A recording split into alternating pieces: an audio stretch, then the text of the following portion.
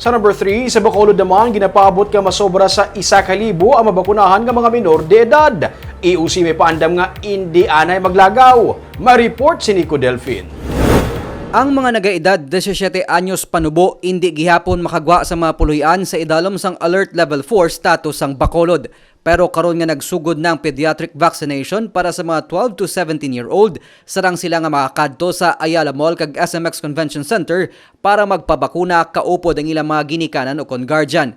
Pero ginapaandaman na sila sang katapos ang Emergency Operation Center nga ipaiway gid anay ang maglagaw bangod sarang sila gihapon malatnan sang COVID-19. Dapat watch out din nila mga side effects nga expected. Tapos ikaduha, pagkatapos ni direkta sila puli kay hindi sila pwede kalagaw. Kay ang mall bawal sa mga kabataan nga 18 anyos papanaog. Kay hindi man pwede sa 65 years and above.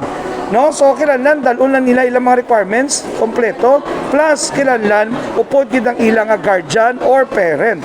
Kaya kung sila lang, hindi ka magbakuna. May masobra man sa 1,000 ang ginalauman nga mabakunahan nga kabataan sa vaccination center sa mga mall, lakip na sa Riverside College kundi sarang man makapabakuna ang mga minor de edad nga may comorbidity. Smooth gid kag may ka-organized mayo. So I'm glad nga may vaccine na available sa mga minors kag ari na sa Bacolod.